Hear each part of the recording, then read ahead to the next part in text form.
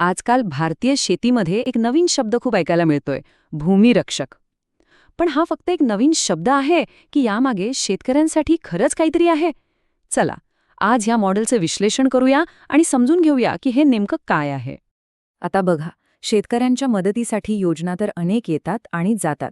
त्यामुळे जेव्हा भूमिरक्षक सारखी एखादी नवीन भूमिका समोर येते, तेव्हा मनात एक प्रश्न येणं अगदी स्वाभाविक आहे. ही फक्त एका आकर्षक नावाखाली लपवलेली दुसरी पिरॅमिड स्कीम तर नाही ना? आजच्या या विश्लेषणात आपण याच महत्त्वाच्या प्रश्नाच्या मुळाशी जाणार आहोत. चला तर मग, या प्रश्नाचं उत्तर शोधायला सुरुवात करूया.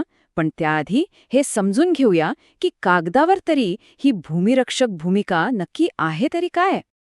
तर भूमिरक्षक म्हणजे नक्की कोण?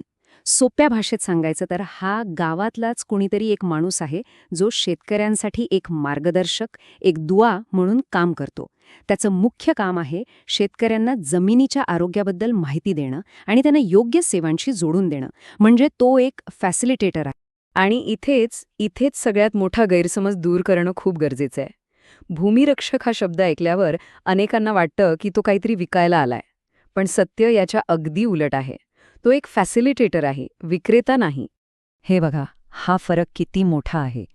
एका बाजूला शिक्षण आणि समन्वय आहे, तर दुसऱ्या बाजूला फक्त उत्पादन विकण्याचा दबाव.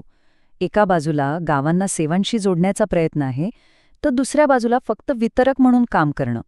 म्हणजे हे मॉडेल विश्वासावर चालतं, विक्रीच्या आकड्यांवर नाही. आणि जर अजूनही मनात काही शंका असेल तर त्यांच्या अधिकृत कागदपत्रांमध्ये हे अगदी स्पष्टपणे लिहिलेलं आहे. इथे कोणत्याही प्रकारची MLM रचना नाही, पिरॅमिड किंवा चेन मॉडेल नाही आणि सगळ्यात महत्त्वाचं, नवीन लोकांना जोडण्यासाठी किंवा भरती करण्यासाठी कोणताही इन्सेंटिव्ह नाही.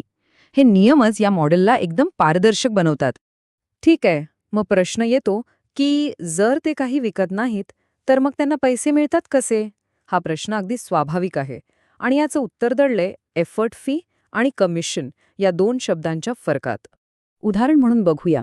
समजा जेव्हा एखादा शेतकरी या कार्यक्रमात पूर्णपणे सहभागी होतो तेव्हा त्या भूमिरक्षकाला त्याच्या मेहनतीचा, त्याच्या प्रयत्नांचा मोबदला म्हणून साधारणपणे 750 रुपये दिले जातात. लक्षात घ्या, ही रक्कम त्याने केलेल्या विक्रीसाठी नाही तर त्याच्या कामासाठी आहे. यालाच एफर्ट फी म्हणतात. तर या दोन मॉडेलमधला जो मूळ फरक आहे ना, तो आहे हेतूचा. एफर्ट फी मॉडेल वेळ, विश्वास आणि फील्डवरच्या कामाला महत्त्व देतं. तर कमिशन मॉडेल फक्त विक्रीचे आकडे आणि टार्गेट पूर्ण करण्यावर लक्ष केंद्रित करतं. भूमिसेवा मॉडेलमध्ये विक्रीचा दबाव पूर्णपणे काढून टाकलाय, जेणेकरून लक्ष फक्त शेतकऱ्यांच्या हितावर राहील. आणि यामुळेच शेतकऱ्यांवर कोणताही दबाव येत नाही. कारण इथे कोणतंही सेल्स टार्गेट नाही, कोणताही मासिक कोटा नाही. सगळं काही ऐच्छिक आहे. आणि यामुळेच भूमिरक्षक आणि शेतकरी यांच्यात एक विश्वासाचं नातं तयार होतं. पण थांबा, एक प्रश्न उरतोच. समजा कुणीतरी हुशारी करून या नियमांना वाकवलं आणि पिरॅमिड बनवायचा प्रयत्न केला तर इथेच या मॉडेलची सगळ्यात मोठी ताकद समोर येते. याच्या रचनेतच एक अशी मर्यादा आहे, एक स्ट्रक्चरल लॉक आहे, जो याला पिरॅमिड बनण्यापासून थांबवतो. हे समजून घ्यायच्या आधी आपण फील्डवरचं खरं काम कसं असतं ते बघूया. एका भूमिरक्षकाला कितीतरी कामं करावी लागतात. गावांमध्ये सभा घेणं, मातीचे नमुने गोळा करणं आणि बरंच काही. आता हे सगळं एकट्या माणसाने करणं खरंच खूप अवघड आहे. मग यावर उपाय काय? ह्यावर उपाय आहे 2 नोड सिस्टम. ही रचना खूपच सोपी आहे. पहिला नोड म्हणजे मुख्य भूमिरक्षक. हा थेट कंपनीला म्हणजे भूमिसेवेला जबाबदार असतो. आणि दुसरा नोड म्हणजे त्याची मदत करणारी टीम. ही टीम फक्त त्याला कामात मदत करते. महत्त्वाचं म्हणजे ह्या टीमचं भूमिसेवेकडून थेट पैसे मिळवण्याचं कोणतंही नातं नसतं. ते फक्त एक सपोर्ट टीम म्हणून काम करतात. आणि इथेच या रचनेचं सगळं रहस्य आहे. तिसरा नोड किंवा तिसरी लेव्हल अस्तित्वातच नाही, त्याला परवानगीच नाही. म्हणजे जी चेन आहे ती इथेच संपते. त्यामुळे पिरॅमिड बनण्याचा प्रश्नच मिटतो. पण फक्त 2च नोड का? कारण ही साधी रचनाच MLM सारख्या गोष्टींना मुळातच रोखते. शेतकऱ्यांचा गोंधळ होत नाही, कारण त्यांना माहिती असतं की आपला मुख्य माणूस कोण आहे. जबाबदारी एकदम स्पष्ट राहते आणि सगळ्यात महत्त्वाचं म्हणजे समाजातला विश्वास टिकून राहतो. किती साधी पण किती प्रभावी मर्यादा आहे. आणि हे वाक्य या संपूर्ण प्रणालीचं तत्वज्ञान सांगतं. भूमिसेवा मेहनतीला महत्त्व देते, पद किंवा लेव्हलला नाही. पैसे फक्त आणि फक्त फील्डवरच्या प्रत्यक्ष कामासाठी मिळतात, लोकांना जोडण्यासाठी नाही. बरं, आत्तापर्यंत आपण पाहिलं की हे मॉडेल काय नाही, पण या सगळ्याच्या पलीकडे याचा खरा उद्देश काय आहे, हे मॉडेल काय बनवू पाहतंय? तर याचं उत्तर आहे, हा फक्त एक कार्यक्रम नाहीये, तर गावांची एक चळवळ उभी करण्याचा हा एक प्रयत्न आहे.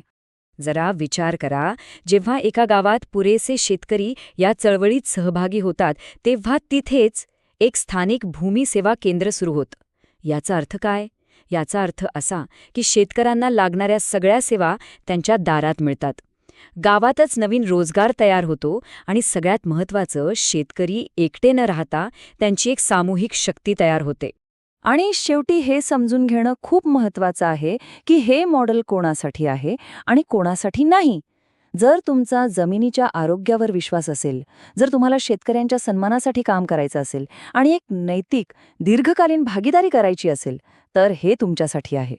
पण जर तुम्हाला फक्त झटपट पैसे कमवायचे असतील किंवा लोकांची चेन बनवण्यात रस असेल, तर हे मॉडेल तुमच्यासाठी अजिबात नाही. आणि या संपूर्ण विश्लेषणाचं सार आपल्याला भूमीसेवाच्या सीईओंच्या एका वाक्यात मिळतं. ते म्हणतात, आम्ही लोकांचं नेटवर्क नाही, तर गावांची एक चळवळ उभारत आहोत. आणि मला वाटतं हाच एक विचार या मॉडेलला इतरांपेक्षा वेगळं ठरवतो आणि आपल्याला भारतीय शेतीच्या भविष्याबद्दल एक नवीन आशा देतो. आजच पुढे या, भूमिरक्षक बना आणि बदलाची क्रांती आपल्या हातून सुरू करा.